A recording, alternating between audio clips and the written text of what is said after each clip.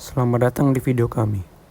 Kali ini kami akan membuat video dokumenter dengan judul Bertahan dalam Krisis, dengan isi Ketahanan Pangan di Tengah Perang.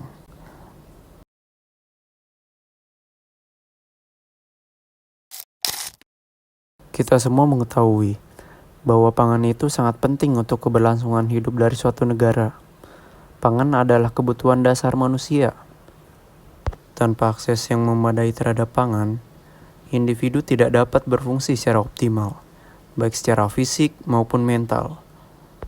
Ketahanan pangan sendiri memastikan setiap orang memiliki energi dan nutrisi yang dibutuhkan untuk hidup sehat, belajar, bekerja, dan berpartisipasi aktif dalam masyarakat.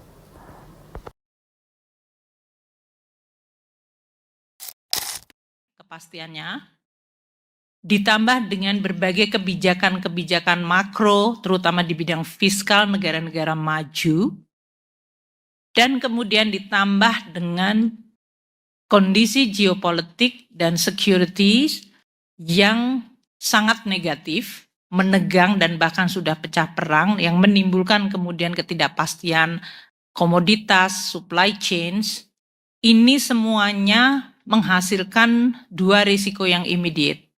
Risiko pertama adalah ketidakpastian harga cenderung naik, seperti harga minyak yang naik. Namun di sisi lain, dari sisi perekonomian global akan cenderung melemah. Jadi kombinasi kenaikan harga-harga karena disrupsi geopolitik dan security, itu menyebabkan tekanan harga berarti inflasi naik, namun dikombinasikan dengan ketidakpastian yang menyebabkan ekonomi global melemah. Menteri Koordinator Bidang Pangan Zulkifli Hasan atau Zulhas menyebut Indonesia tidak akan lagi impor beras setidaknya hingga 2026. Hal itu terjadi karena Indonesia telah mencapai swambada beras. Mulanya, Ketua Umum PAN ini mengatakan stok cadangan beras pemerintah CBC di gudang Perum Bulog lebih dari 3 juta ton. Kondisi itu disebutnya telah membuat Indonesia tak perlu lagi melakukan impor. Sampai akhir April, stok beras kita di atas 3 juta ton. Artinya apa? Artinya sampai 2026, kalau normal saja kita tak perlu impor lagi.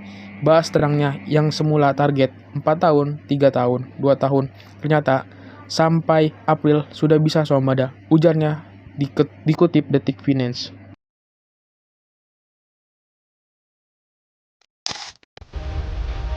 Food security is an important goal for Indonesia, and the country has made progress in staple food production. Rice and maize are now widely available, but imports of high-value and processed foods have increased fivefold since the early 2000s because local production could not keep up with demand. Today, Indonesia's food security challenges are more about affordability and nutritional value of foods.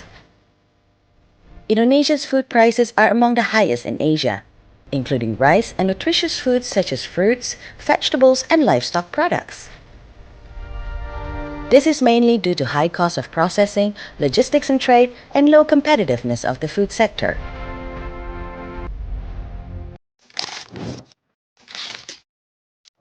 Saat ini, Indonesia masih menghadapi berbagai tantangan dalam menjaga ketahanan pangan, mulai dari perubahan iklim, alih fungsi lahan pertanian, hingga ketergantungan pada impor bahan pangan pokok.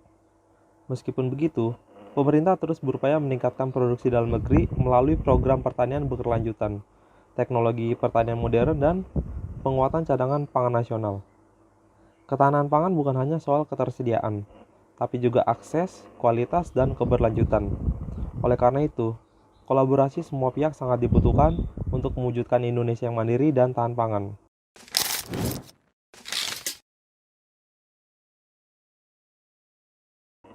Dari tahun 2001 sampai 2021, produksi pertanian dunia naik 54% dan mencapai 9,5 miliar ton.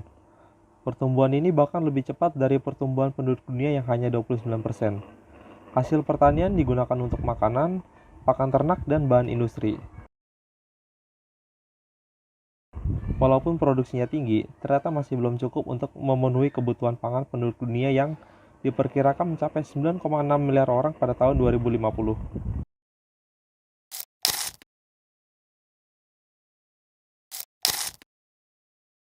Dalam rencana strategis atau Restra Kementerian PUPR, pemerintah menargetkan pembangunan 65 bendungan, 1088 embung, 1 juta hektar pembangunan jaringan irigasi baru, 3 juta hektar rehabilitasi jaringan irigasi, 306 pengendali sedimen dan lahar, penyediaan air baku 67,52 meter kubik per detik, hingga pengendali banjir dan pengaman pantai sepanjang 3.620 km. Dalam konteks ketahanan pangan, pembangunan bendungan dan saluran irigasi itu memungkinkan petani tetap dapat mendapat pasokan air yang cukup di musim kemarau, sehingga kebutuhan konsumsi masyarakat tetap terpenuhi, bahkan panen bisa ditingkatkan hingga 3 kali lipat dalam setahun. Upaya meningkatkan ketahanan pangan juga dilakukan dengan modernisasi irigasi yang saat ini masih terus disosialisasikan kepada para petani. Upaya itu mencakup 5 pilar: keandalan suplai air, keandalan jaringan atau infrastruktur irigasi, manajemen air, kelembagaan petani, peningkatan kualitas SDM. Sebagai warga Indonesia, kita wajib untuk menjaga persatuan Indonesia, mau itu dari segi politik, pendidikan, ataupun melestarikan budayanya. Dalam segi pertahanan pangan, kita dapat menyimpulkan, dalam peperangan Iran-Israel sendiri, Indonesia masih belum terlalu terdampak dari segi pangan. Namun sudah seharusnya setiap negara bersiap untuk apa yang terjadi pada negaranya, apalagi dalam segi pangan, yang dimana hal tersebut menyambung banyak hidup orang. Maka dari itu, sudah seharusnya pemerintah memperdulikan ketahanan pangan dalam negerinya. Sekian dari kelompok kami. Terima kasih.